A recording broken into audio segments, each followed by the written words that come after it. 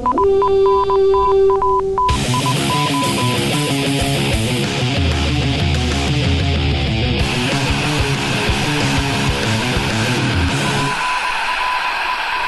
to Norse Code, the #1 podcast for your Minnesota Vikings. I am your host and producer. My name is James Pagashnik. Thank you so much for listening. And on the other end of the tin can and string, we bring in our analyst and co-host. He is a contributor to the Daily Norseman, along with other blogs around the internet. Arif Hassan. Arif, how you doing tonight? I'm great. How are you, man? I'm recovering. This is a very strange feeling after 5 weeks. I mean, we lost? We can do that? I'm confused. You're not confused. You just knew that your fears were realized. Everyone was scared about this game, and they were right. Screw the Vikings, man. I knew after talking to you last week that we were finally going to get you on board to do a Seattle Seahawks podcast, and I feel like we're getting. No, I'm a Cardinals fan now. I like winning teams. Oh, that's. I put it to you, listeners. Which one is worse? Which would you least like Arif to become a fan of? Because apparently he's changing allegiances here after that. Man, that wasn't great. That was certainly not pleasant. We are going to relive parts of it. If you need to take your depression medication, you should probably do so now. By the time we get to it, it'll kick in. But yeah, welcome to the show. We have plenty of things to talk about. We want to talk about the Packers game. We want to do a little bit of mailbag. And before we do, just want to do a very quick shout out to our listeners. Thank you again for helping out. This is an ad-free podcast. This is not a podcast where you sit and hear ads about mattresses or about FanDuel or DraftKings or anything. We save that for the Dusty and Arif show. But we exist off of your donations. So again, thank you. And just a quick little rundown for people who have donated in the past week. Our Patreon has actually blown up considerably over the past weekend. Thank you guys so much. Special shout out to Dylan Stanzak who donated $5. Thank you so much. Brendan White, who gave us $6. Anthony Perez, who gave us Tree Fitty, which is all we've really been asking for anyway, is Tree Fitty, because we are secretly the Loch Ness Monster. And Matt McKeon for pledging $5. Again, thank you so much. You can donate to the show in one of two ways. You can donate at the Norse Code podcast website. There's a little link at the bottom of the page for donate. You can also go to our Patreon page. You can go to patreon.com/Norse Code, all one word. I imagine if you put a space in, the page wouldn't load, and you'd find that out pretty quickly. But yeah, so please keep donating. We're just Thank you, Grandpa Internet, for that. Thank you, Grandpa Internet. Thank you, Al Gore. Or yeah, let's just go with Al Gore. That seems like the simple answer for that. But yeah, Norse Code has a couple ways to donate. Thank you so much. All we're just trying to do is keep the lights on, and if you donate now, you can get candy corn. And Arif, I believe we have an update on the Vikings homemade candy corn. We're calling them Vikings Horns to remove the stigma of candy corns. It's a pretty important part of the whole thing. But the first shipment of candy corn has been shipped out. We're going to have to make another batch because we had so many requests for Vikings Horns. Mellow Cream, which is technically what the product that makes up homemade candy corn is called, not the name of Brock's candy corn carnauba wax. But yeah, we've got the first shipment out. It's not going to be very much trouble to get the second batch together. But you know, it's good to see so many people interested in homemade candy. It's kind of a lost art, and it looks like it's inspired more interest in the show and supporting the show. So I'm super happy to do it. Yeah, we definitely appreciate anyone who's interested in it. If you are interested in it, you can email us at norsecodepodcast@gmail.com. Go ahead and do that. Just give us the address. We promise not to sell that to anyone. Probably. No, we will not sell that to anybody, and we will get the candy corn out to you as quickly as we can. And yeah, if you'd like to donate because you're receiving candy corn in such a fine service such as this podcast is, you can go ahead and donate, and you can donate through the PayPal link, or you can donate through the Patreon. Either way, we really appreciate it, and it's been fun to interact with the fans. There's a lot of people who have been really excited about it. We're even shipping a batch to Australia. Like that's kind of cool. This is exciting. It's been fun to look at the different addresses that have come in. You know, I take a look at the stats every couple of days to see who's been listening and where, and you get a little bit of a view as to who's been, you know, what states are really into it, but into the show. But it's interesting to see the international stuff come in, like listeners in Germany or listeners in France or in the UK or in Australia. So it's just cool to see. It's fun to interact with you guys, and it's something cool to do before Christmas. So. Thanks a lot, and Arif doesn't seem to mind it to be chained to the kitchen to do it, so we're gonna keep doing it for a little while longer. Yeah, we ruined the kitchen to do it, and I'm happy to do it again. Yes, that kitchen deserved to die, and I hope it burns in hell. So, about last Saturday afternoon, you were there. How did it feel in Lambeau West? Okay, so I think, I don't know, I haven't watched the broadcast, but I know that Joe Buck was saying that chants of Go Pack Go were filling the stadium, but really, the Packers fans didn't actually take over the game in terms of like their ability to affect crowd noise until the Packers were already 3 scores up. So I think a lot of Vikings fans had left or were just not interested in drowning out the Packers. I think when I was in the stadium, you could definitely hear Packers fans because they live here.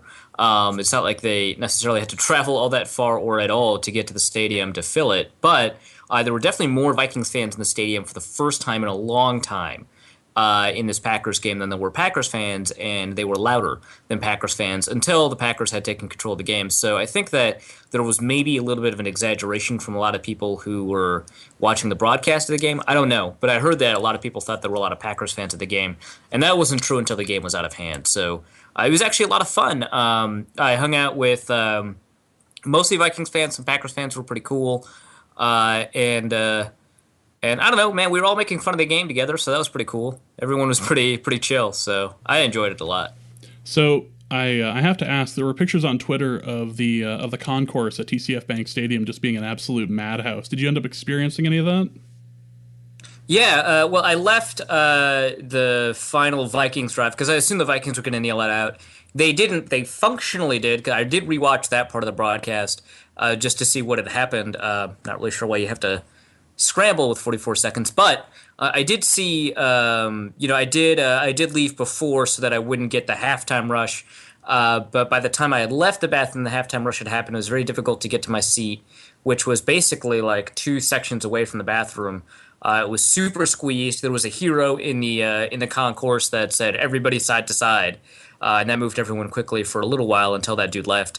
But it was pretty awful. So he was a superhero. He came, he fixed it, and then left, and then after you left, everything went to hell. Yeah, well, luckily I had already gotten through, and then I turned around and it turned back into a clogged mess. So I was safe. He was a superhero to me.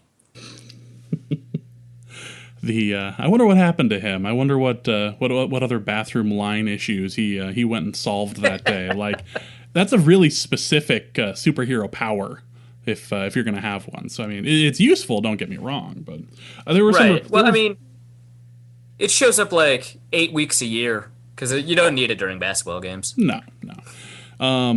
There were some reports about, like, some crazy stuff going on before the game. Like, it was just impossible to, like, move through. So, I don't know if you had actually experienced that or anything, or because, you know, having been to TCF Bank games, it's a little crazy over halftime, but you're usually able to move around before the game. But if it's that crazy before the game, I don't know. Vikings Packers. What do you expect? Yeah. Hopefully, new stadium, bigger concourses won't be a big deal. So let's start it off. Let's start with what everybody's talking about. Let's talk about the offensive line effectively getting Teddy killed out there. Offensive line did not have a very good game. Matt Khalil especially, but we'll talk about him more in a second. It seemed like everybody was allowing as many rushes as they could possibly do. There were a couple of gifs after the game where it was TJ Clemmings and two guys were running at him, and he was trying to play them both, but he wasn't doing a very good job of either, and I don't know if he would have committed if it would have been able to do any better. But let's talk offensive line. Not our best performance, and do they come along to Atlanta next week? Well, yeah, I think that this is both representative of how bad the offensive line can be and an extreme example. Like, I think that this is worse than the offensive line may have been all year. I don't remember the San Francisco game because I blocked it out, so it may have been worse then. But I think that this is probably the worst performance the offensive line has given all year, at least in my memory. But it's also an example of how the offensive line has been faltering. And I think that every player that played poorly probably had one of the worst games of the season. Oddly enough, except for maybe TJ Clemmings, who did not have a good game, but I remember some worse games from him. So, yeah, I think that this is representative of some of the problems. I think this is Michael Harris's first bad game in about 2 or 3 games. But he's been largely good for the year, so I don't really mind his atypical subpar performance. Matt Khalil has been basically average this year, but he had a pretty spectacularly bad game in this one. And I think that this is probably his worst performance of the year. So I don't think that this is something you can read into and say, hey, this is how bad the offensive line is, from game to game to game. But, I mean, there's a reason that Teddy Bridgewater was pressured on, I think, something like 60% of his snaps, which might be maybe the most all year, which is kind of shocking given how often he's been pressured. And now he is. There's a gap between him and Russell Wilson for the most pressured quarterback in the NFL on a per-snap basis. Some of that, of course, has to do with him, but I think much more of it has to do with North's play calling and the offensive line. A lot of people say, Teddy takes, 3 whatever seconds to throw, and that accounts for a lot of the pressure. And that's true, but I think a lot of that is actually not Bridgewater's fault. I think that has to do with North's play calling.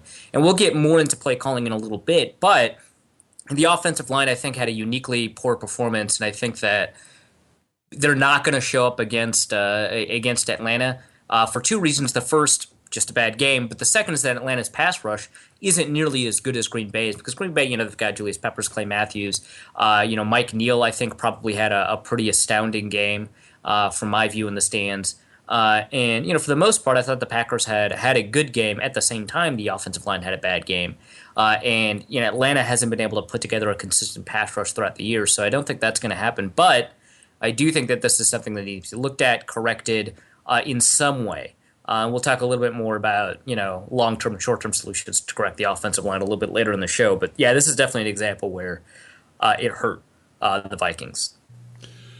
I was looking for the stat that came out about the rushes, but it really was just ugly. I believe Fusco, I think it was Berger, was the only one who didn't allow 4 rushes through. Like, it was just insane. This was not a good game for the offensive line. And especially not a good game for Matt Khalil, who we have talked about on the show recently is starting to bounce back and has had a game where you could ignore him.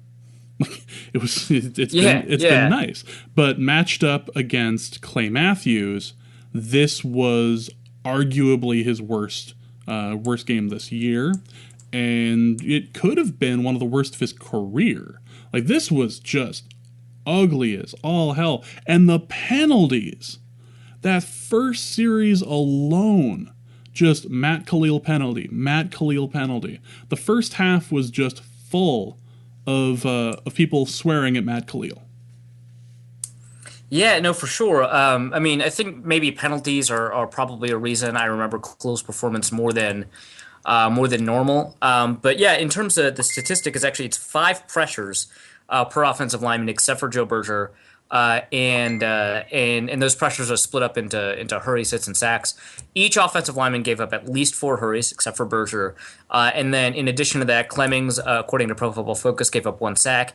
Harris 2 sacks and a hit, and Khalil 1 sack. So I think Khalil's penalties were actually worse than the amount of pressures and sacks that he gave up, but the amount of pressures and sacks he gave up were really, really bad. And I think another thing that you have to throw in there is that Adrian Peterson and on occasion, Matt Asiata and Jerick McKinnon, they were not astounding assets in pass protection. They didn't have a ton of responsibilities in pass protection. They didn't get a ton of snaps in pass protection. But when they did get those snaps, it wasn't. It just wasn't good. So I think that's something that the Vikings need to. Find a way to. I don't know how they can fix it, but the fact that the Vikings continue to have these problems for Matt Khalil, at least in this game, both as a combination of pressures and penalties. It's worrisome because you always worry that he's going to take a step back. But given his play this year, I don't think that he will. I guess they were starting to talk about it on the show during the broadcast and saying it may have had something to do with his injured foot or his injured toe. I don't know if that would necessarily cause you to be more prone to trying to hold someone, but I think the matchup, if all of a sudden Clay Matthews is actually being effective, that might have something to do with the desire to hold somebody a little more. But man, that was not great. Let's go and talk a little bit about. Let's talk about Adrian Peterson. The run game really wasn't there at all, and I don't know if you can necessarily blame Adrian Peterson for what ended up happening, especially because we ended up falling behind and not having to run all that much. But the offensive line could probably be a big reason as to why Adrian Peterson did not get the yards that he has been getting in the past. Yeah, I think the offensive line was a big part of it, but I think Adrian Peterson also played poorly, even if you get rid of the run where he had that basically game-sealing fumble.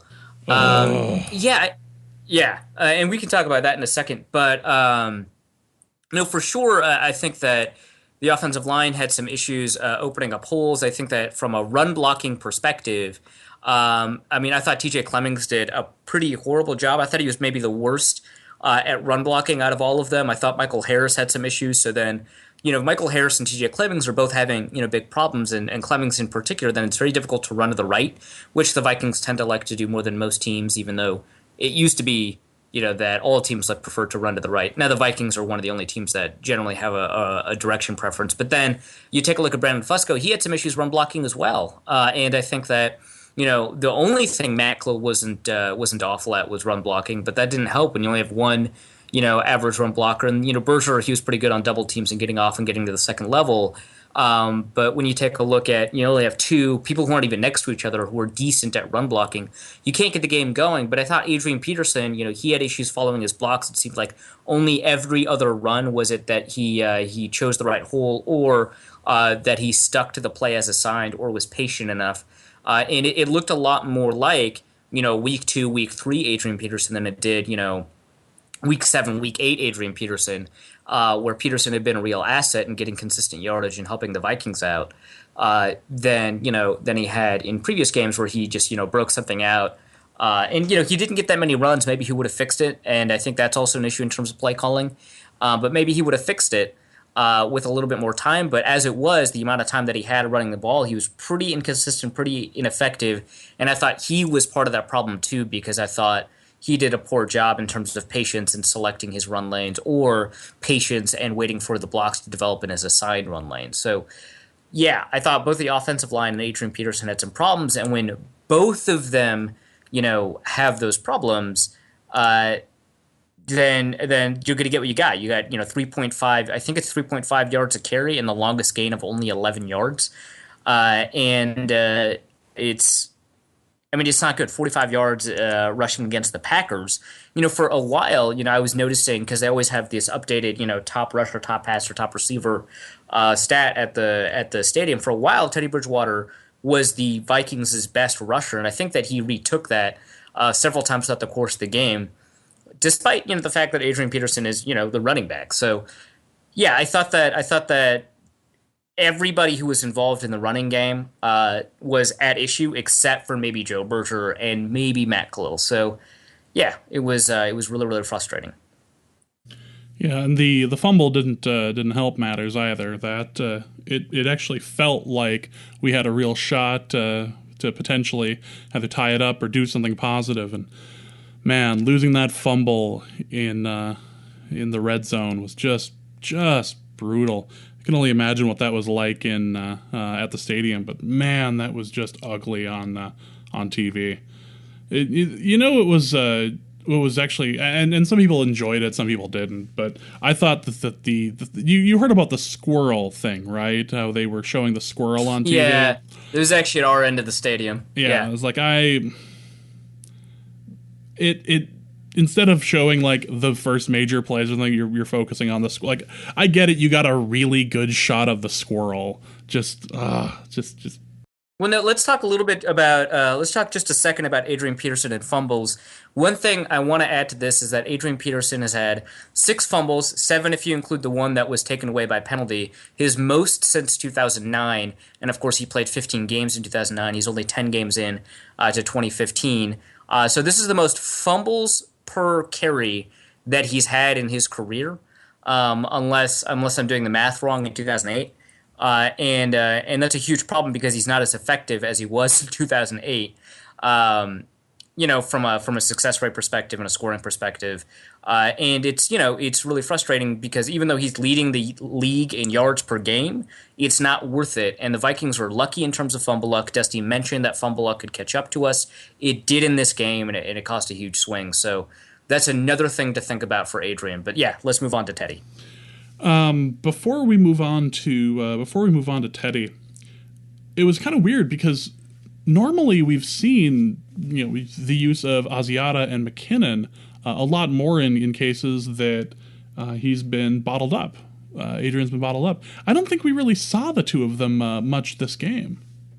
Yeah, we didn't see a ton of them. We saw more of them in terms of passing sets. I mean, I think McKinnon got a reception or two, but certainly he definitely got at least one carry, but it wasn't enough to say that they kind of took over or I guess McKinnon didn't get a carry now that I'm looking at some of the stats. But yeah, they took a couple of snaps. I think that from a snap perspective, Adrian took something like 30. He took 41 snaps, whereas Asiata and McKinnon took 14 and 10 each. And they were all passing snaps, and McKinnon had a pass blocking snap as well. We didn't see them out there, and I think that in this game, one of the problems that the Vikings had is that they weren't willing to run the ball as much, especially in situations where it made sense to run the ball. I know that people love to pass on second and short, and I'm a huge advocate of passing on second and short, but from like an optimization perspective, you do have to run it sometimes. And the Vikings, I think, are suboptimal at running in situations where it makes sense to run maybe a little bit.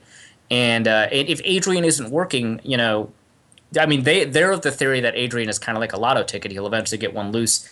I'm not as huge a fan of running it like that because I'm a big believer in success rate. But I do think that Asiata and even McKinnon could have been better running the ball. With only, 15 runs and only 14 from running backs throughout the game, I thought that, or I guess 16 if you include some of the other designed runs.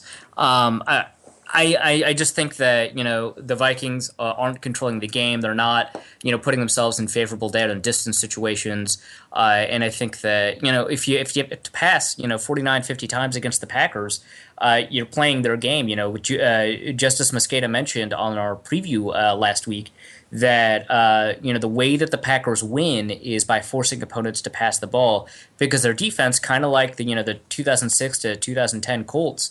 Even all the way, before that, 2004, their defense is really primed to stopping the pass. They've got pass rushers and decent cover corners, or at least that's the way it was built. With the injuries that they have some issues in terms of their secondary, but they're built to have good pass rushers and decent cover corners that have the luxury of putting their ears back and not having to play the run and getting to the quarterback, but they're not very good against the run.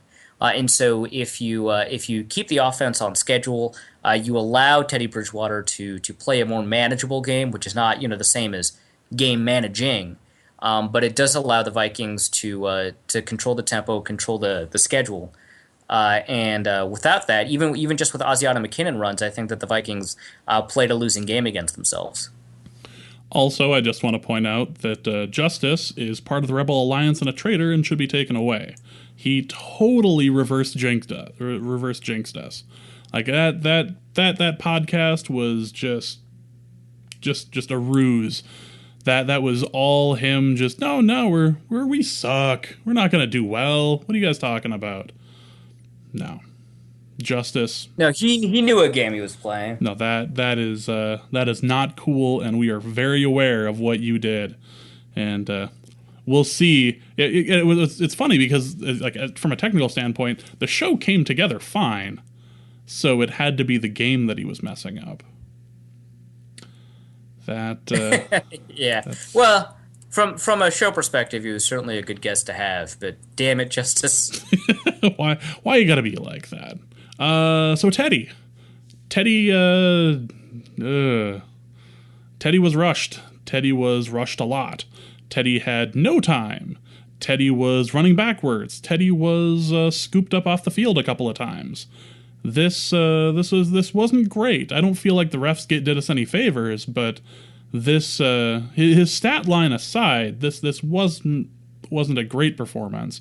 More so by the offensive line, or more so by Teddy himself? Yeah, I would say it's much more on the offensive line than it is on Teddy Bridgewater. I would also throw in, Norv Turner's play calling. I think a lot of it, and I know Mike Zimmer said that, Teddy Bridgewater should have gotten rid of the ball earlier in response to pressure, but, I think there's a couple of things to look at. First, I think the first thing is that when Norv Turner says, or not Norv Turner, Mike Zimmer says something like that, part of it is that you want your quarterback to just, generally speaking, take responsibility for the team and not put the blame on other people or other things. And so I think that's just some of it. But, Mike Zimmer tends to be a pretty honest guy. But, taking a look at the All-22, taking a look at the play calling, taking a look at, the drop depth and stuff like that, typically speaking, you want your quarterback to get rid of the ball at the same time receivers are getting out of their breaks. And so you want your drop depth to match that so that the timing matches up.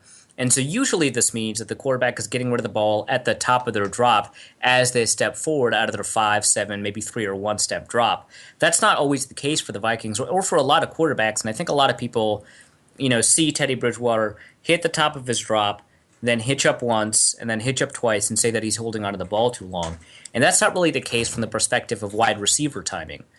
Because the wide receivers aren't coming out of their breaks until after those hitches. That's part of timing. Sometimes drops are, a 3-step drop and go. Sometimes they're a 5-step drop and go. So you can have quick 5 or big 5, and that changes, where you end up in terms of the size of your drop. Also, it changes your timing a little bit. But, sometimes, and a lot of times actually in the Vikings offense, you'll have a 5-step drop, and then you'll hitch up, 1 or 2 times. And that's part of the timing. The receivers aren't out of their breaks yet. And so when you see the broadcast and you don't see the receivers, and you see Teddy, hitching up a little bit in the pocket, that's not him necessarily stalling and waiting for his receivers to get open. Sometimes that's part of the timing of the offense. So often you have to take a look at the All-22 and see when the receivers are getting out of their breaks. And in this case, receivers weren't really getting out of their breaks by the time pressure was arriving. So what Norv Turner is talking about is not that Teddy needs to throw the ball sooner and anticipate receivers, because, of course, it's always bad to wait for your receiver to get open because by the time the ball gets there, they're no longer open. You have to anticipate when they're open. It's not about that. It's more about, hey, the play is dead. Give up the play, throw an incompletion in order to avoid the sack. That's really what Mike Zimmer's talking about when he says stuff like that, at least in the context of this game, and not about, Teddy is just holding onto the ball too long and is not reading the defenses correctly or throwing to a receiver who might be open because they weren't open, either because they weren't supposed to be open then because they haven't gotten out of their breaks yet, or because they simply were not open. And I think there were a lot of situations in this game where receivers simply were not open, even late into the play. And it's another situation just kind of like the Oakland game where a team who is traditionally not thought of as being very good at pass defense, especially in their secondary, in this case, pretty much was. And, some of it has to do with, the route design. Some of it has to do with, the fact that the Vikings kind of have mediocre receivers. It's not just, that Mike Wallace is doing poorly. It's that, Stephon Diggs is a rookie and he'll have struggles from time to time. Charles Johnson, he's not seeing the field all that often, but when he is, he's not spectacular. Cordero Patterson, Adam Thielen, you don't have to say a lot about them. And Jarius Wright was maybe one of the only effective receivers, and he didn't have, he wasn't open every single snap, and he didn't have a ton of, snaps where he was, a primary or go-to read. And you have to take into account the fact that you have to read the correct side of the field. So I think all of those in mind, Teddy has to get rid of the ball and prevent himself from trying to do too much and extend the play. And I think that maybe 2 of his sacks were because he extended the play. And again, I only watched the first half of the All-22, so I can't say for sure it's 2 out of the 6 sacks that he took, and I can't say for sure, what happened was that he had held the ball on these specific sacks. But from my recollection and from the half that I watched in more detail in All-22, I can say that it's probably around 2 sacks that he took that were necessarily his fault. And I think that when you add it up, you have to include all of the sacks that he avoided with his scrambling and his play. And I thought he did a phenomenal job escaping pressure and making plays, because I thought, I think that he created scrambles out of situations that were sacks more often than he caused a sack. Like if he had 2 sacks, I thought he got rid of 4 sacks with the scrambling. I thought he did a phenomenal job in his scrambling. He kept his eyes up until the last minute. He has a nice spin move, evidently. He was pretty agile. Who knew that was a possibility? Right? Yeah, it's Teddy. Like, who would have expected that? But yeah, no, he did a pretty phenomenal job scrambling, and it's the reason that he beat out Adrian in terms of rushing yardage for a lot of the game. It was pretty phenomenal seeing him do stuff, and I thought his instinct to try and do too much when a play is dead helped the Vikings more than it hurt. But I think that from a sustainability perspective, I think much of the time it may hurt more than it helps, and so that's not a habit that you want a quarterback to develop, especially this early in their career. So yeah, I think that Teddy has some of the blame for the amount of pressure that he was under, but I think it's significantly smaller than the amount of blame that comes from having these really long timing routes. So that's North Turner, a really bad offensive line, so that's on the offensive line, and on occasion receivers that wouldn't get open, so that's on the receivers.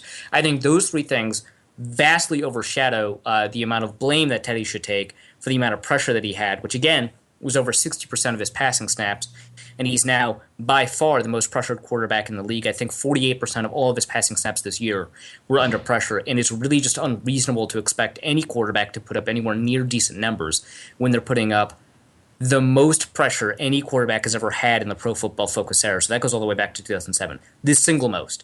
So that's something that I would take into account when talking about Teddy, and this is a good example and a good game for why that's the case. It's really frustrating, but it's definitely more on the offensive line, play calling, and occasionally receivers than it is on Teddy.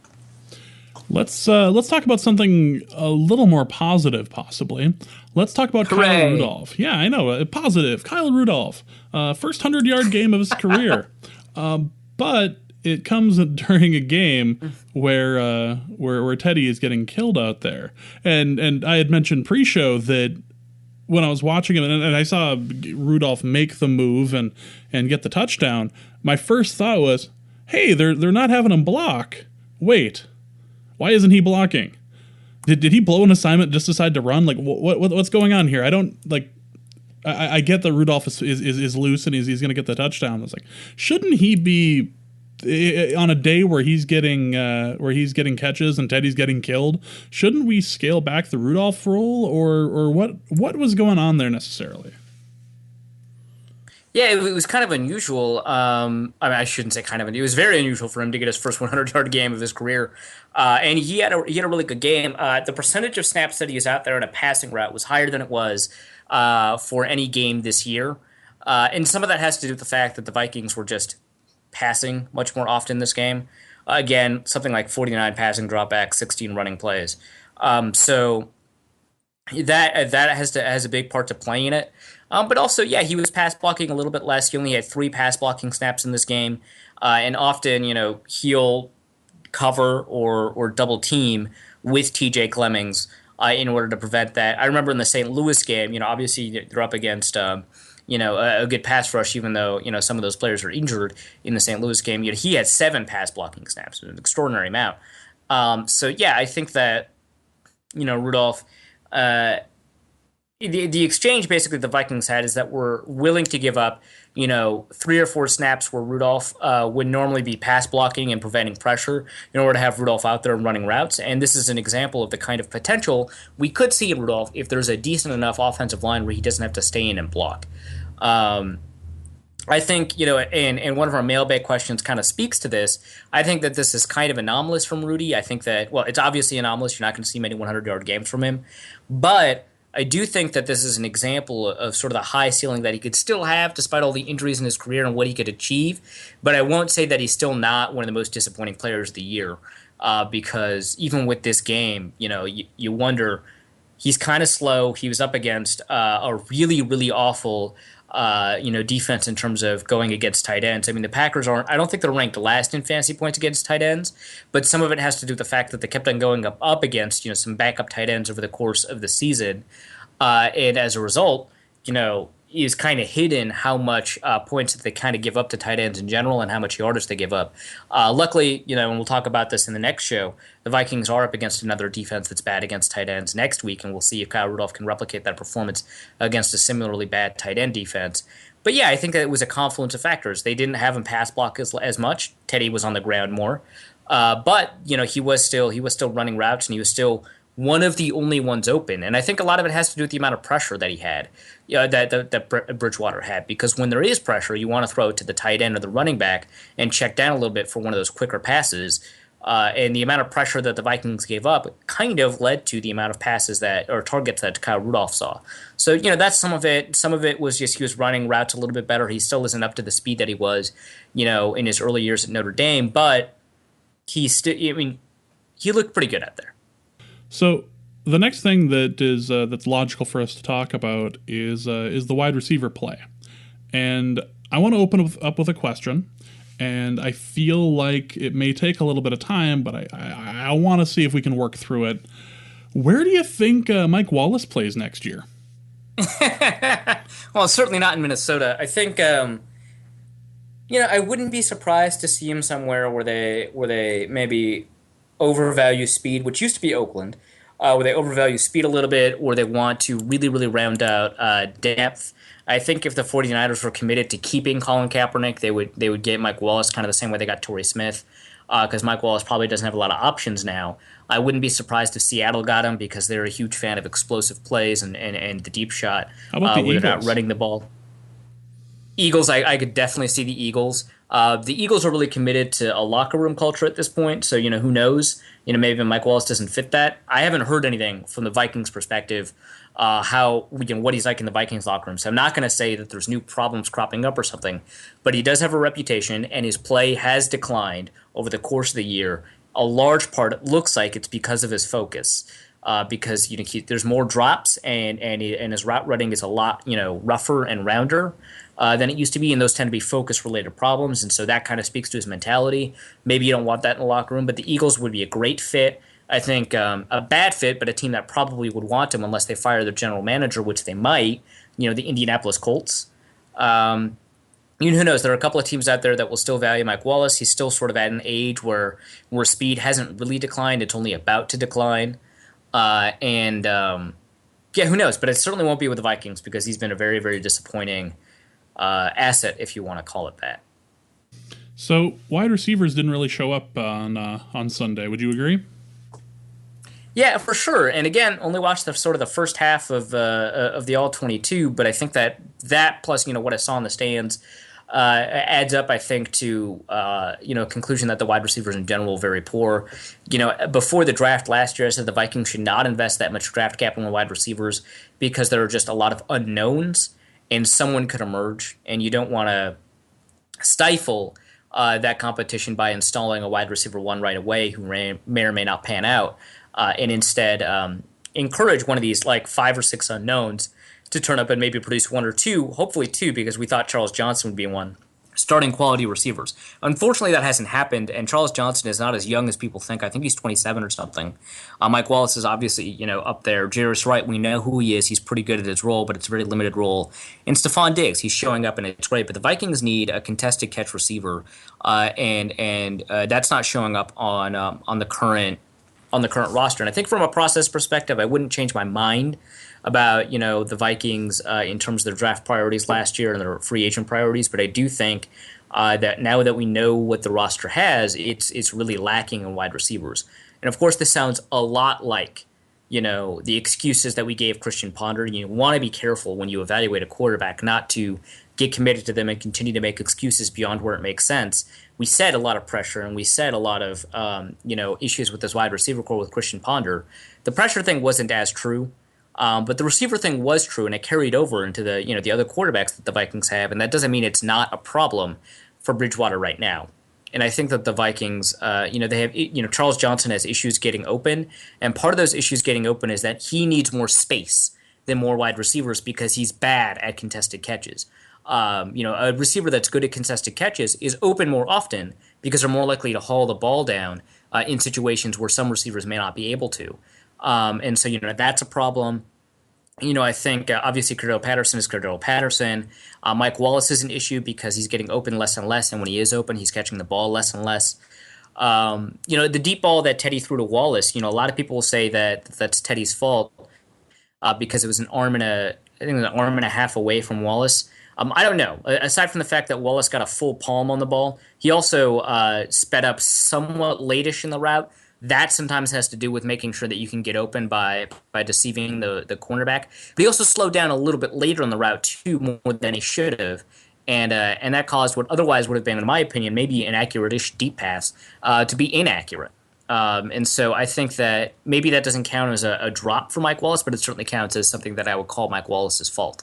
And if the one thing that he's good at, he's no longer good at, then you don't have any receiver who can play that role. So I think that as a whole, the receiving core, Stephon Diggs aside, who is still making mistakes and still learning, it's bad. It's not garbage. It's not the worst receiving core in the league. That might have to, belong to the Seattle Seahawks or whatever. But it's a bad receiving core, and it needs to be overhauled. And let's not forget about Mike Wallace's drop that would have been a first down at a time when it really would have been nice to move the chains and actually get some points on the board. That was just infuriating to anybody watching the game. Like, really, you complain that you have a small role in the offense and you drop that. And let's talk about Patterson for a second, getting in his own way again, because. You know what I like to do after a return is go ahead and headbutt the guy who's been killing us all day with long field goals.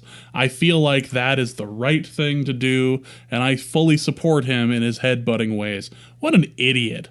That was completely unnecessary, but it totally makes sense in the general narrative of his career. Just constantly getting in his own way. Yeah, no, for sure. I think that you're right that it fits the narrative of his career, and he just has to be the kind of player that avoids the situations. It's kind of like Jerome Simpson. Like, you just don't get a lot of latitude. Like, if Stephon Diggs had done that, we'd complain a lot more about the officiating. And I thought the officiating was bad on that play, and I think on another play. But as an official, I think that they probably shouldn't have called that. But it's not like Patterson did himself any favors. And no question that he put himself in that situation, and he just needs to avoid that because he's on thin ice, and it just feels like not just from that penalty alone or anything like that, but throughout the course of his career, it feels like he doesn't care enough or understand sort of how important it is that he gets his shit together. I don't want to use the word seriousness because it's a football game, but at the same time, it's his job, and he's impacting the team and making sure the Vikings are not getting a return on their investment. So in terms of that, doesn't seem like he understands the seriousness of his situation. But yeah, it's he's getting in his own way again, and he does it again and again and again. And it's really frustrating because that was a good return. That's kind of why he did it. And then 15 yards of it or whatever gets called back. Which takes the Vikings out of scoring position. And, of course, you have to blame some of that on the offense. But and he had a good return in the previous game, too. And it seems like, hey, his returning capability is coming back. But it's just like, is he worth the headache, especially when there's fewer and fewer returns every year in the NFL and he can't seem to turn into a receiver? I don't know. It's like the last year of his contract or something like that. Maybe next year. I don't know. No, it has to be next year because we haven't talked about extending Xavier Rhodes yet. But yeah, it's annoying and it's frustrating. He's getting in his own way, and yeah, maybe the ref shouldn't have called that. Maybe it was a ticky-tack call, but it's not like he didn't put himself in that situation. No, he totally put himself in the situation, and it was just boneheaded to watch. It was like you lost all the goodwill that you built up last game. Just ridiculous. If you're only going to be out for kick returns, I feel like you should do your best job possible to not get penalized when you're doing your kick returns. But maybe that's just me. Speaking of special teams, let's talk about Blair effing Walsh, which is actually his Christian name. That's his full name. What the hell? So this is something that people aren't talking enough about, which is kind of weird because like that missed extra point really changed the game. For sure, because the Packers likely, in a situation where the Vikings make that extra point, the Packers almost assuredly do not go for two after I think it was their second touchdown, because that moves them from 12 points if they go for the extra point to 13 points if they go for two. Virtually no difference, as opposed to when they did go for two, a decision between a 13-point lead and a 14-point lead, which is huge, which is what they did, and they successfully went for two. Because of that, the Vikings were in a 3-score deficit near the end of the game instead of a 2-score deficit, with 6 minutes left in the ball. And that is much more winnable, and I think the Vikings would have played I don't know. It feels like the Vikings gave up sooner as a result, and that actually makes sense because it's very, very difficult to win in that situation. And because of that, the Vikings didn't keep themselves in the game because it turned from a 2-score game to a 3-score game, all because of one missed extra point. And that fundamentally changed the tenor of the game. I don't know. It's just Blair Walsh didn't get a lot of chances to make points in the game. He made an extra point and he missed an extra point. And so, I mean, he screwed up his only shot at points. Not that, the Vikings didn't rob him of a field goal attempt at the end of the second half, but it was it was frustrating and annoying, and I think that it had a big impact on the game that people aren't talking about, because I think that in the fourth quarter the Vikings I think at the 6-minute mark are in a 2-score situation instead of a 3-score situation. Much easier to manage and much better place to call from. So yeah, he was good for a while. He sucked in the preseason at the beginning of the year, was good for a while, and he's been disappointing again. And who knows if he's going to bring it back.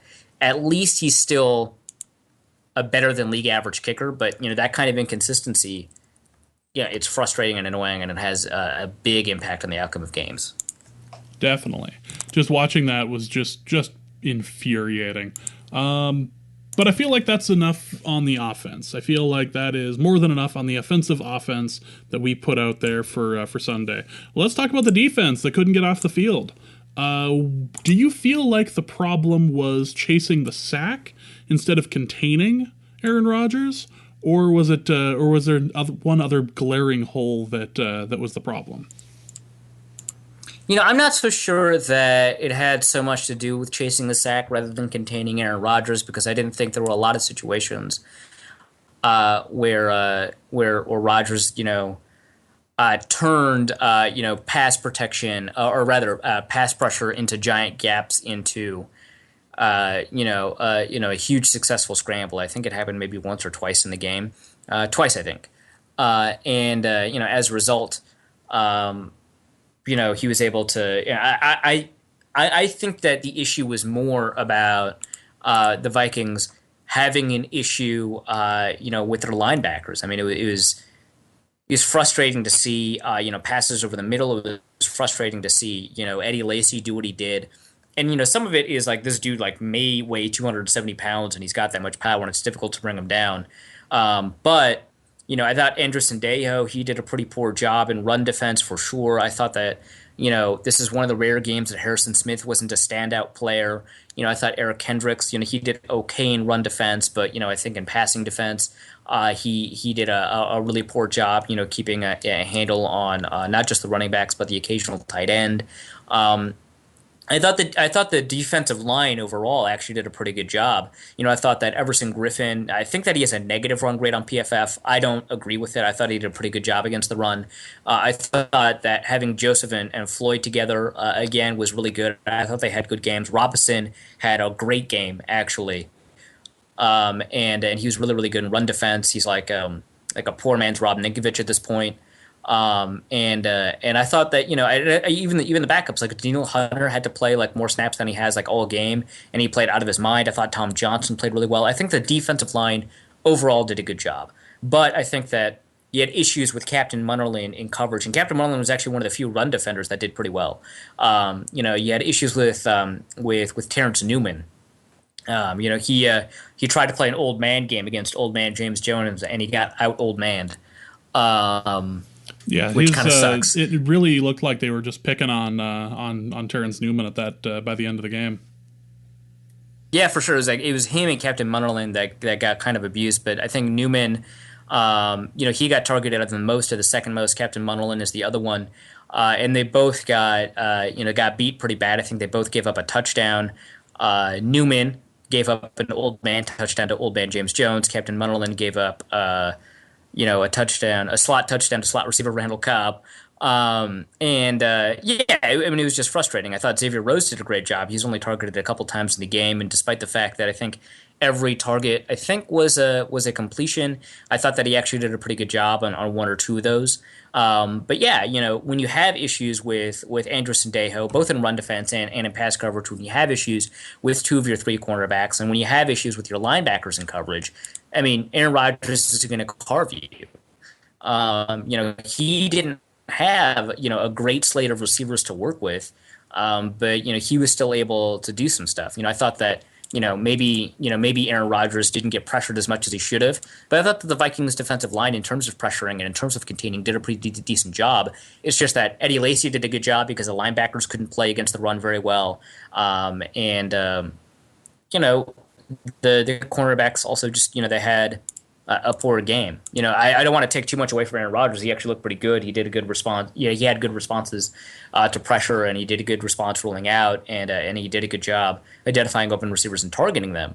Obviously, he was a good quarterback, and this might be sort of the end of the Packers slump. But you also don't want to avoid the fact that the Vikings secondary played below their talent level. That was definitely the case. But let's talk about the series that wouldn't end.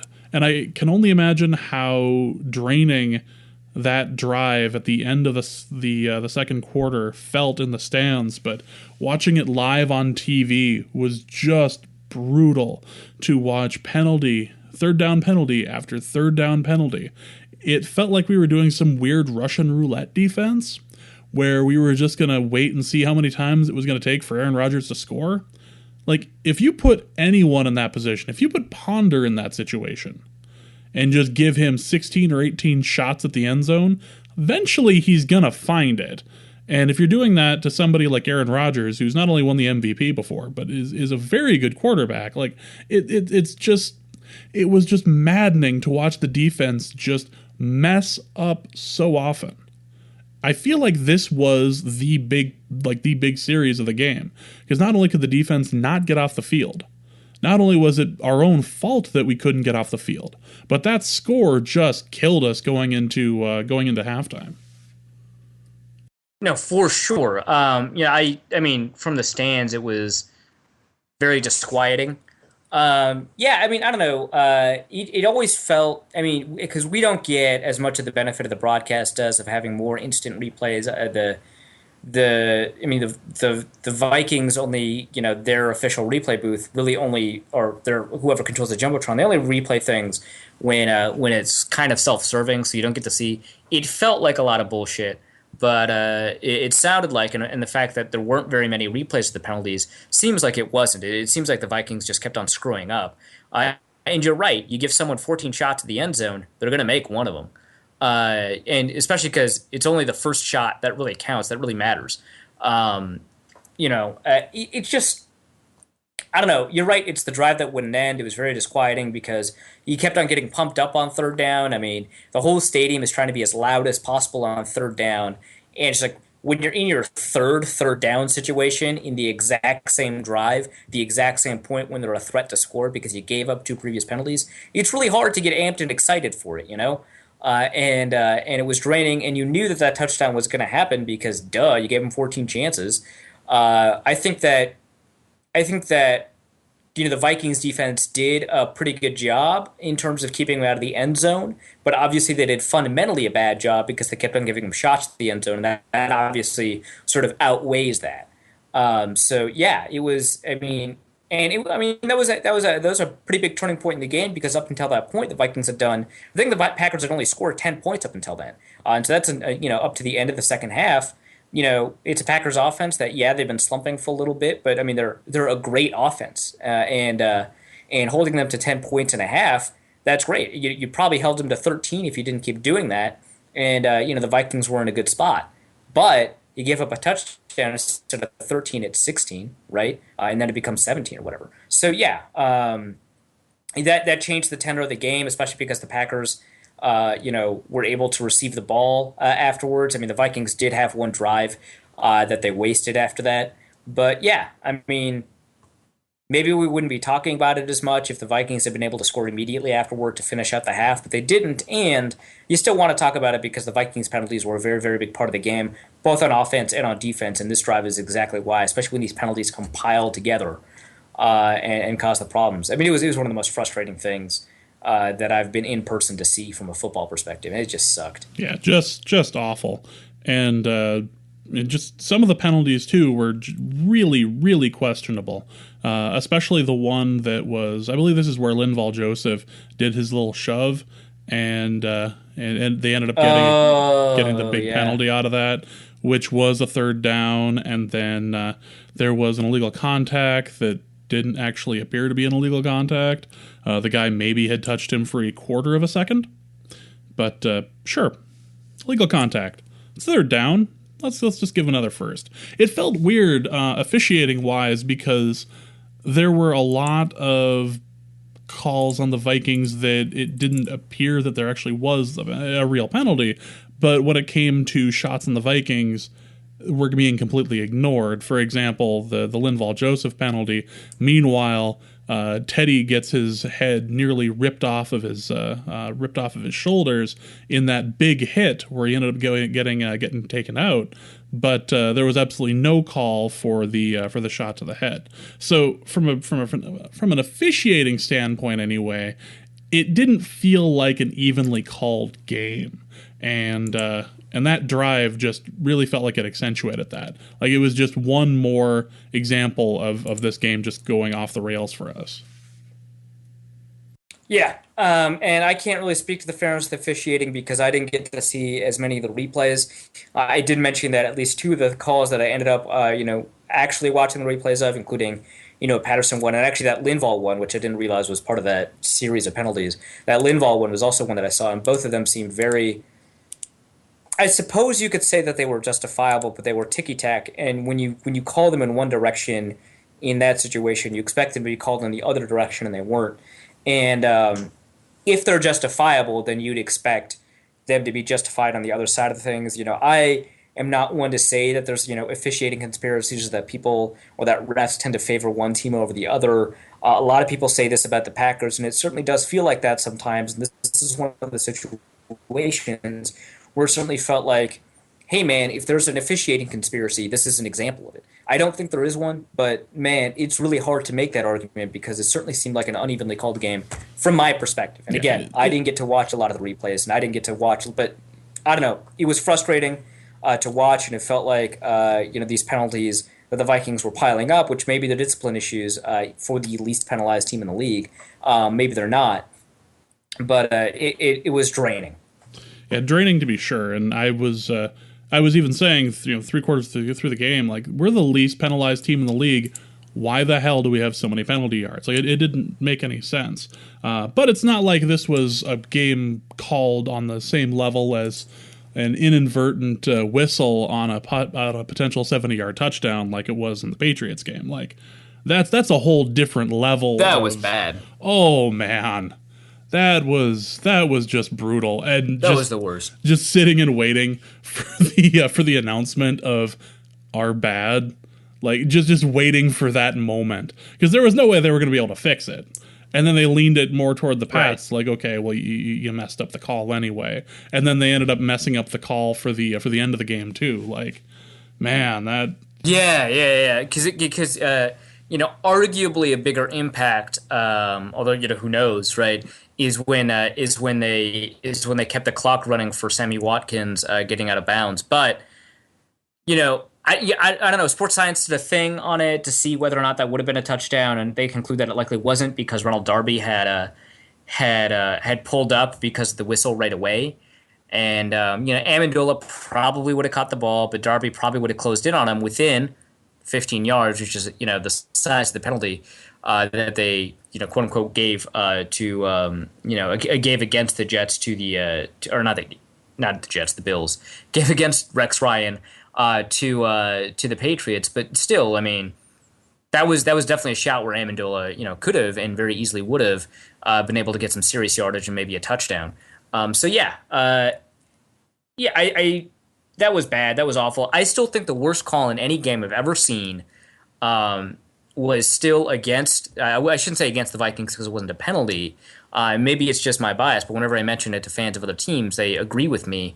It's the time that Jim Harbaugh got 5 timeouts against the Vikings from replacement refs. It was actually a game I was at. They got 5 timeouts. Yeah, I was at the game too, and we were just furious about it. Just furious. And that was the same day I think the Ravens fans started yelling bullshit into the stadium, and that was a terribly officiated game. And it still wasn't as bad as Jim Harbaugh's 5 timeouts. Yeah, I was at that game and was. I don't know if the bullshit chance actually started at the Vikings games too, but man, that was a real rough one. We ended up winning that one too, and no one felt good about that one. Just like, man, those refs were terrible. There were some fumbles in that game. I remember Toby Gerhart had something like 3 fumbles, and 2 of them were kind of bullshit. One of them, the whistle blew it dead. That was a terribly officiated game. That was much worse than this Vikings game, and in my opinion, worse than inadvertent whistle game. Yeah. So next question is, I feel is a good question. Should hoodies be banned for NFL players? I don't know if it necessarily made it easier for the ball to be caught, but James Jones ate us up, and that's not something that anyone expected. Yeah, that was kind of weird. I guess I wouldn't ban them, but certainly a hoodie tackle is the same thing, in my opinion. I mean, it applies force in a different way. Is the same thing, as my opinion, as grabbing someone by the hair, as long as you don't grab them by the horse collar. I don't know, man. From a force perspective, it's probably very similar to a horse collar tackle, but I mean, it's just flapping out there like someone's dreadlocks. So I feel like it should probably be legal to have hoodies, so long as it's legal to tackle them by their hoodie. Exactly. I'm just amazed that the NFL allows this, but doesn't allow like tributes to dead cancer patients on cleats and on eye paint. Like this is where you're going to be okay with it, but you're not going to be all right. That's fine. We won't have anything in tape or any special socks or anything, but you can wear a hoodie out there. It's cold. You could use a hoodie. Yeah, it's like weird when they keep on talking about it, making sure that we're a professional organization, and as a result, our uniforms have to be uniform, and so you can't have tributes to your dead mother for breast cancer awareness, something that we care about, but only in October, or for mental health awareness, or for domestic violence awareness. You can't do that, and if you can't do that, then you probably should not be able to violate sort of the uniform look of the NFL, even though it's the same color. You should not be able to violate the uniform look of a uniform by wearing a hoodie. But I care less about allowing hoodies than I do about allowing shoe tributes, because it is absurd not to allow shoe tributes. Maybe there should be a process by which you can ask for it, and there technically is a process where you can ask for an exemption, but it's never granted, and I think that it should be granted much more often. I mean, it's silly. I mean, like the NFL, during a situation like the Military Appreciation Month or whatever, won't allow you to wear shoes that promote military appreciation or veterans' health or whatever. And outside of Breast Cancer Awareness Month, won't allow you to wear shoes that promote breast cancer awareness. Won't allow you to promote mental health awareness. That's the Brandon Marshall thing. Won't allow you to promote domestic violence awareness. That's, oh my God, it's the NFL. You should let them do that. But yeah, I don't know, man. Seems shady. Yeah, if you're going to allow hoodies, you should allow, at least limited amounts of, you know, shoe Seems tributes. yeah, seems shady if nothing else. And I don't know if it helped him make that big catch or not, but it definitely was an annoyance for Vikings fans. It What if a apparently, football falls into the hoodie? well, That's pretty much that's a catch, right? that That has has to to be a be. catch. I mean, Yeah. I wonder if Adrian would be able to fumble it if he was wearing a hoodie and had just carried it in the back. Like, just saying. So let's talk about Eddie Lacy. Let's talk about Fat Eddie Lacy. Let's talk about Eddie Lacy roasting us for over 100 yards. What the hell? 270 pounds, man. When you can generate that much momentum, like literally from a physics perspective, I guess you're hard to bring down. I don't know, man. Uh, he was good in this game. He hasn't been good for a couple of games, for several games, and a lot of it has to do with the fact that maybe he doesn't care about football. Maybe some of it has to do with his continuous weight gain. I don't know. But he looked really good in this game, and not just because he had a lot of power, but because he was choosing the right lanes. He was playing with patience. He did a spin move, right? Like not just like Teddy, just like he did at Alabama when his nickname was Circle Button for all the spin moves that he had. He did it again, and it hurt the Vikings. It was, we're all going to feel real bad in like 2 years, and it turns out he has a thyroid condition, and like this is just his body compensating for it, and everything. But Well, I mean, we should already feel bad for fat shaming, but like he's a football player that had a certain weight that he was effective at. So I don't know.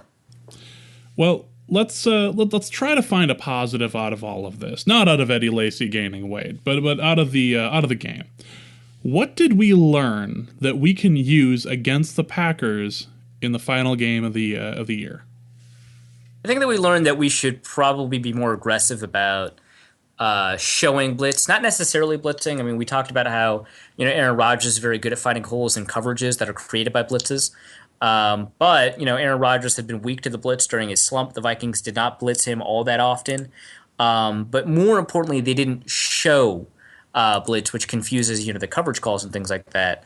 I mean, it's like okay, so their center Corey Linsley, he goes down really, really early in the game, and so they have to play J.C. Treader. With the new center, you always want to confuse their protections and their setups because the center is no longer able to call them. It has to be Aaron Rodgers. That's another thing he has to add onto his plate, and you have the ability to confuse that specific player in the most devastating way possible, which is by conflicting the A gaps. Aaron Rodgers has only blitzed 6 times out of his 37 dropbacks. That's absurd to me. I think you should blitz a lot more. But not only that, you don't show a situation where the center has to choose between, say, Linval Joseph and Anthony Barr, or the center has to choose between one linebacker or the other. I mean, it's a very classic approach where you have both linebackers in the A gap, and then the one that shoots the A gap is the one the center turns away from because the center has to turn to one of those two players in order to block them. That's a pretty classic approach. It does leave one fewer player in coverage. And I think that, at that situation, you're respecting Aaron Rodgers a little bit too much in terms of his ability to beat the blitz. Certainly, I would have blitzed him more than 6 times, even though I'm very aware of his ability to find those holes in coverages. Would have blitzed him a lot more, maybe twice as much, maybe a little bit more than twice as much out of 37, dropbacks. I mean, you even got a sack on one of those 6 blitzes. I mean, so you had a pretty good success rate. You had pretty good pressure, on one of those 6 blitzes. So, it was kind of annoying. And I think that that's kind of what you learn from that. I think that that's something that the defense could do a little bit more of. And I think that the defense overall, could have been improving by taking advantage of their defensive line's play. I think Eric Kendricks still has a lot to learn. I think Anthony Barr, he's been playing as one of the top 4-3 outside linebackers in the league this year. He didn't show up as much in this game. And I think that this is a situation where the Vikings learned that some of the schematic approaches that they took were wrong, and they could have played a little bit better. But also, hey, sometimes you don't execute well against a good team, and sometimes we just need a swift kick in the head to remind us who we are, and to get us focused for the and get us focused for Atlanta. We talked about it during the review of the game, but I kind of want to bring this up because this was a mailbag question from listener Logan Reed. It's a good discussion to have. The question he gave us was, so it's become apparent that our O-line kind of sucks and we need to get better players, presumably in the offseason. His question is, who do we replace? And we can go over the official positions here, but let's talk left tackle first. Yeah, well, so we talked about this a little bit a couple of shows ago when someone suggested, hey, we need to invest in the offensive line next year. And I said, I don't know that you can, or I don't know that it's a smart investment, despite the fact that the offensive line is playing poorly. And Logan Reed is actually going over a lot of the same stuff that we went over a couple episodes ago, which is that, hey, it's kind of difficult actually to figure out who to replace as a starter next year. Left tackle, Matt Khalil is playing at a pretty decent clip in a situation where it's very, very difficult to find good offensive tackles. So if you find an average one, I say keep that. It's kind of like quarterbacks, actually, in the modern NFL. If you have an average quarterback, it's not really worth it to try and take more shots at a quarterback because you're losing your ability to win at someone who could potentially be far worse because it's very difficult to find even an average level quarterback, or in this case left tackle. And I think Matt Khalil is playing average, so with the left tackle you can't really do it. And Logan Reed kind of goes down the list. Left guard, it's Brendan Fusco. He's probably going to figure out left guard. I wouldn't be surprised if we find out at the end of the season that he's been playing through an injury all year. But he just has to figure out right guard, left guard, because he was phenomenal at right guard 2 years ago before he got injured last year. And he had one bad year at right guard. I think maybe this is his bad year at left guard. He's going to figure it out because he's innately an extremely talented player. At center, not only is Joe Bircher playing, pretty well, I think the issue is not the blocking of the center, but rather the ability to make line calls. John Sullivan is going to try at least one more year. He's probably going to be back, and if not, the Vikings have a lot of faith in Zach Karen. They think he's a smart player. They think he's a really good blocker, and I think he's a really good blocker. And if not, Brandon Fusco can actually play center too. So from a long-term perspective, John Sullivan, there's probably his replacement's probably already in the roster. From the short term, John Sullivan's probably going to be the center next year. So there's no one to replace there next year. At right guard, Mike Harris is probably playing the best out of all the offensive linemen. No one to replace. Right tackle, Phil Loadholt's probably coming back. I mean, that's a bad injury. I think his injury is an Achilles injury. So that one's a really difficult one to come back from. But if he's back, then you're good. And TJ Clemmings, he's raw. That's the reason he's bad right now. It's not because his talent isn't fundamentally there, or that you don't have the ability to improve from where he is and make him a good player within one offseason, because I think that you can. But Phil Loadholt might come back. So I don't think that there's anyone to replace.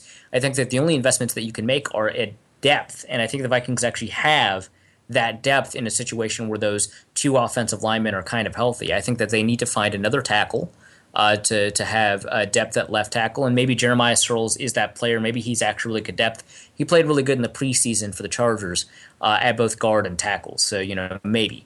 But yeah, I don't know. I think the depth is there. I think Bircher's either on his last year or second to last year, but if he's on his second to last year, his depth is there for next year. And you make a couple more late round shots at offensive linemen. So offensive line, huge problem, but I don't see a situation, and I think Logan Reed pointed this out in his email, I don't think you see a situation where you can make an immediate investment and improve the offensive line by looking outside the organization, either through the draft or free agency. So that's a really difficult question to answer because you kind of want to take action on it, but there's just not in action to take that immediately improves the offensive line in a way that really makes sense. Let's go to the mailbag. And our first question is from Sean Smith, who asks, I'm curious about Rudolph's big game, and if this is an anomaly or a positive sign for him. Yeah, I mentioned this a little bit in reference to this mailbag question. I think it's more an anomaly, but I think that it showcases the kind of ceiling that he can have with the Vikings. I think that, his speed is an issue. I think that, he hasn't adapted to the route running system that Norv Turner has set up. And he's certainly not going to, I think, make a good return, at least for the rest of this year, for the rest of his contract. Maybe next year he puts it together, but we've been saying that every year for Kyle Rudolph, and it really hasn't been the case. And so I think it's more an anomaly, but I do think that this contains within it the seeds of the things that we like about him.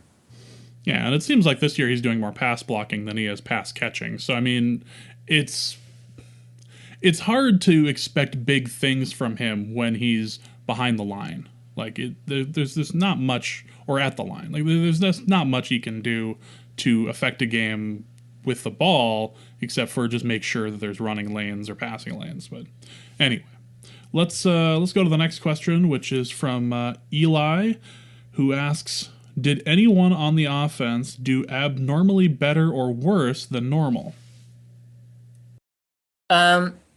Yeah, I thought both Matt Kalil and Mike Harris did abnormally worse than normal. I don't think maybe Berger did a little bit better than normal, which is kind of unusual, but he's been playing a little bit better than I've been giving him credit for throughout the season. I still think that he's having an issue calling protection, so even though he's blocking kind of well, grading systems like Football Outsiders or Pro Football Focus won't really capture some of the impact that he has. But yeah, I would say that Matt Kalil played worse than normal. And Mike Harris played worse than normal. I don't think really anyone truly played abnormally better. No, I would definitely agree. And especially on the Khalil point. Brad Tucker asks, is there something else with Norv's system we could be trying? Feels like we never adjust or change this season. Yeah, I would prefer something that the Vikings did in the final 5 games of last year. Which is to try just a shorter passing system. I think that Norv Turner is relying a little bit too much on play action. I think he's relying too much on very, very late-breaking receiver routes, especially because a lot of those routes aren't producing. And I think that they should be more comfortable with slants and digs and comebacks and curls. And be more comfortable with quicker shots and the Vikings still have the kind of players who are very, very good at crossing routes. In fact, when they do run those crossing routes, with Mike Wallace in particular, they do a very, very good job. So, I think that they should protect Teddy by having quicker passing options and maximize the value of the receivers that they have by having quicker passing options. I think that he's just doing a poor job taking advantage of the talent that they have. And kind of, I don't want to say forcing the system onto the team, but like making the team, do something that maybe improves them in the long term, but doesn't help them in the short term. And in the short term, you're seeing a lot of hits rack up on Teddy, so I don't think it's actually a really good long term investment. Well, let's talk about this one. This is a good one. From Tommy Gunn, who asks, describe the offensive line's performance versus Green Bay with a fast food menu item of any national chain. I'm gonna go with a White Castle slider. That's really good. It That's didn't a great look comparison. good, didn't taste good, and we're not going to be feeling good about it on Monday morning. Yeah, because I was going to go with Jack in the Box. I don't know what specific menu items at Jack in the Box I would compare to the specific individual offensive lineman, but like if I wanted to say, hey, this thing, maybe you could compare Matt Kalil to a taco. Most of the time, tacos are pretty good, but I think from Jack in the Box they're friggin' awful. And Matt Kalil was like a Jack in the Box taco instead of like another kind of taco. You could say Brandon Fusco might have been like a sourdough burger. Great from Sonic, right? Like at right guard. Really bad from Jack in the Box at left guard. Joe Berger, maybe he was like a shake. You can't really screw that up. He did a pretty good job. Mike Harris, maybe just a regular burger from Jack in the Box. Normally he's pretty good. A lot of times Jack in the Box burgers are acceptable, but sometimes they're awful and gross. This time Michael Harris was awful and gross. At right tackle, TJ Clemmings, he was like an egg roll. I think you can still get those at Jack in the Box. That doesn't make any sense. He doesn't make any sense there. I suppose the other option is just to label them all as Chick-fil-A and that they didn't show up on Sunday. That was maybe the best. That was the best take out of all of them. Let's go with that. That was really good. I'll walk away with that one. I feel like in a perfect world we would end the podcast with that, but no, we have more mailbag now. Let's go with another question from Tommy Gunn. Recommendations for comebacks to Packers fan coworkers I guarantee to win against. Why would you guarantee a win against? Oh man, you're. I'm not saying you're on your own here, but you definitely dug your own grave. Yeah, I don't know. It's very, very difficult to do that because all of the true things that make it seem like the Vikings are better really sound pathetic. Like, oh, I mean, the Vikings really do have more divisional wins despite being a team for not as long. Because I mean, the appropriate response to that is Super Bowl rings, right? Like, you can't really go into that. So I think you should really just dig into shareholder rights and just overall the backwardness of Wisconsin as a state. I think those are really, the best options. Also make fun of bandwagoners, make fun of the fact that, they've been spoiled and make fun of the fact that a lot of people were calling for Aaron Rodgers to be benched right before the game. Talk about how stupid the fan base is. Talk about how, like, useless the voting rights are because nobody who owns Packers share A receives any income, so you don't really own the team. B gets to make any decisions because the voting rights that you have are kind of fake. Because the corporation's annual meeting, the votes are dominated by the corporate owners of the Packers, who have more impact than the individual shareholders. And see that the shares are non-transferable and they don't gain in value, they don't change in value. They're nothing but fundraising ploys and a gimmick to make people feel better about the Packers because they're the only, quote-unquote community-owned team. I mean, they're not really. It doesn't make any sense. No one owns them except for the people who actually make money from them. In fact, they're not categorized as a nonprofit in the state of Wisconsin because they're a profit, generating entity. They're only a nonprofit from weird other kinds of categories that don't really exempt them from the kind of tax statuses that you would need to exempt them from anyway. So whatever. So I would make fun of the weird publicly held bullshit than I would anything about their history because Aaron Rodgers hasn't won anything in like at least 6 years. Screw him. It's actually been less than that, unfortunately. But what you could mention to them is, oh, yeah, we lost, but good luck getting season tickets out there. And just let that float out there. You have to be careful with that, though, because they'll turn that into a positive. Like, yeah, we can't get season tickets because our fans are so loyal, there's a 60-year waiting list, which is dumb. Also, if you're an owner, you don't get any preferential treatment for season tickets. What do you own? But yeah. You own a piece of paper and nothing else. Good for you. Let's move on to Iowa Josh, who asks, it seemed like the linebackers got beat a lot last week on the running plays. Thoughts? Yeah, and we talked a little bit about it in the recap. I thought, they got blown off the ball a little bit. I thought, you could say they overran the play sometimes, but sometimes it seems actually they were actually a little less aggressive than they needed to be, rather than overrunning plays. But yeah, it was the linebackers. I think were the weakness in the running game. Certainly not the defensive line. So yeah, no, I think that Iowa Josh is accurate in his assessment. Final question comes from Gazank, who asks, with Zimmer saying production keeps/earns jobs, how long till the starting wide receivers are Diggs and Johnson? Basically saying, that's a pretty good question. When is Mike Wallace getting benched? I think that's a really good question. It depends on how Mike Zimmer is defining production, because if he's defining it by catches and yards, yeah, it's going to be a while before Mike Wallace really feels like he deserves the job. But if it's like from a film perspective, if it's about getting open on your routes at the right time, I would say Mike Wallace should actually still be benched because he's like rounding off routes and he's not getting open at the right time and he's disrupting the rhythm of the offense and stuff like that. But if Charles Johnson, from a film perspective, is not doing that much better than Wallace, then maybe it doesn't happen. It depends on how Mike Zimmer defines production. I think that Johnson is going to grab a lot more snaps by the end of the year. I don't know. It's kind of disappointing how he's done, but yeah, I think he's going to grab more snaps by the end of the year. Yeah, I think the only thing that Mike Wallace could do to get benched at this point would be to actually start a fight on the sidelines, or maybe poison a donut for the donut club. Like, those are the only things that seem like that could get him benched at this point.